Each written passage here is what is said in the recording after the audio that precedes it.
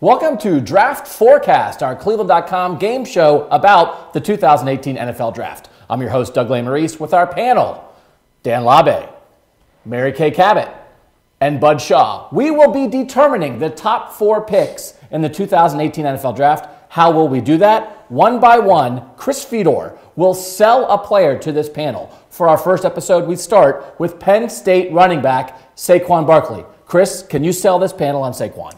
It's a running back in the top 4, Doug, but I think I can do it. Good luck. Chris Fedor, sell that player.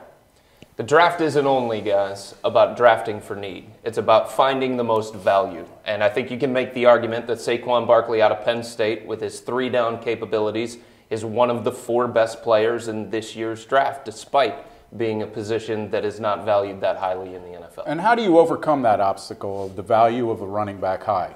I think it depends on the team. And if you look at the teams in the top 4, guys, you've got either a young quarterback in place or a team that is probably going to be looking for a young quarterback. Think about the value of what a running back can mean for that young quarterback. A security blanket, somebody out of the backfield, and somebody just to take pressure off of that particular player. It helped Jacksonville this past year to lean on that kind of ground game and not ask the quarterback to do too much. Right, but there were 2 running backs from last year's class that I would say were better than Leonard Fournette, and they weren't first-round picks. So can't you get a good running back later in the draft? You can. You certainly can. There are good running backs in the 2nd round, the 3rd round, the 4th round, but if you're looking at the gap between Saquon Barkley and some of the other backs in this class, and it is a loaded class this year, Sony Michel, Darius Geist, those guys come to mind, but don't you want the best of the group?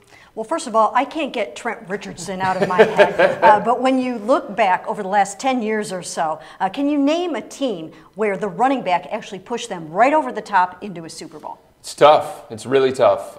It's obviously a team sport, so you have to look at those kinds of things. I think the situation that the player is in, that is going to factor in as well, but Todd Gurley was Offensive Player of the Year this past year for Los Angeles, and you could argue that he was the best player on that team. I think you make exceptions for greatness, and you can see some of those traits with Saquon Barkley, especially because you're talking about a running back that doesn't have to come off the field on any of the 3 downs. We've now heard the pitch from Chris Fedor. Panel, forecast that player. Well, I'm sold, and I like him at number 3 to the Colts. I'm sold too. I want to make a case for him going to the Giants, but I can live with him going to the Colts at 3. I'm still not sold. Remember, again, Trent Richardson. But also, I think that this is a quarterback-heavy draft, and I see more quarterbacks in the top 4. I'm out. So not total agreement on our panel, but we're going to have to find a consensus, and we're going to forecast Saquon Barkley to number 3, the Indianapolis Colts.